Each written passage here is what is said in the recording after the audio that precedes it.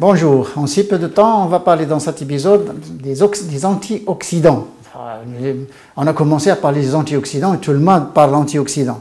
Antioxydants, c'est des composés chimiques qui se trouvent dans la nature et qui luttent contre les oxydations à l'intérieur du corps humain. Ces oxydations qui sont dues aux radicaux libres et qui détruisent les cellules et qui abîment donc le tissu, et par après il y a apparition de certaines anomalies comme le cancer. Il peut y avoir des problèmes au niveau des fuites, au niveau d'un tube digestif poreux, problème des lectines d'ailleurs, et on peut aller jusqu'aux maladies auto-immunes. Donc les antioxydants, ça existe dans le monde végétal, il n'existe pas dans le monde animal. Il y a une seule chose appelée antioxydant qui se trouve chez le poisson, qui est le sélénium, qui est un métal. Sinon, tous les phytochimiques, tous les antioxydants se trouvent dans le monde végétal, y compris les algues marines. Donc, il n'existe pas d'antioxydants dans le monde animal. Très peu de lutéine, très peu de choses dans le jaune d'œuf, surtout les œufs beldi, les œufs naturels. Mais il n'y a pas d'antioxydants donc dans le monde animal. Et ces antioxydants, c'est très fort parce que ce sont les composés chimiques qui protègent le corps humain contre toutes les maladies. Je dis bien contre toutes les maladies.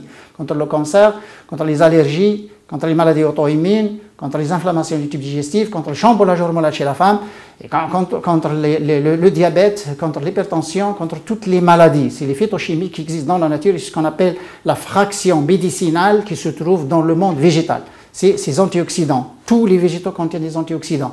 On a les olives qui contiennent le l'européine, tyrosol, hydroxytyrosol, c'est l'oléocanthal. Et on a par exemple le safran le safran très peu consommé, donc il n'existe pas. Donc vous savez, c'est une couleur jaune, donc qui est type flavone, c'est les flavonoïdes. Et on a les bêta-carotènes qui se trouvent dans tout ce qui est jaune, comme les abricots, comme les mangues, comme les choses comme la papaya, etc., comme certains types de melons, les melons jaunes, etc. Donc, et tous les végétaux contiennent ces choses-là, même les épices, comme par exemple la cannelle contient l'acide cinnamique ou l'aldéhyde cinnamique, il est un antioxydant. Et on a les grains de nigella qui contiennent la nigéline, et on a par exemple les pommes qui contiennent donc le camphorol et aussi l'acide élagique, qui avec le glucose donne l'élagitonine. On a ces composés qui sont le resveratrol dans les raisins, et puis le camphorol avec le tyrosol hydroxytyrosol donc de l'olivier.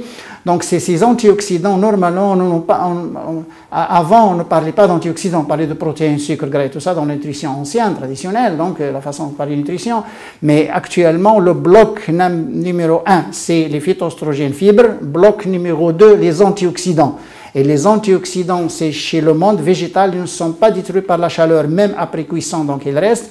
Et attention, il y a une fraction de vitamines qui est comptée avec les antioxydants, qui sont la vitamine A, la vitamine E, la vitamine D et la vitamine C. Ça, c'est aussi compté avec les antioxydants. Il y a la chlorophylle, donc des algues marines, et il y a tout ce qui est matière colorée et colorante qui donne une coloration donc, à la végétation. Hein.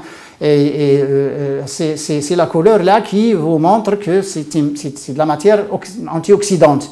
Et ces antioxydants, normalement, il faut qu'ils soient apportés, donc journalièrement, il faut qu'ils soient apportés par une quantité supérieure à 35 mg, 40 mg par jour pour protéger le corps contre toutes les maladies. Et même les gens qui ont des maladies, ils essaient d'augmenter donc ces antioxydants pour alléger un peu leur maladie.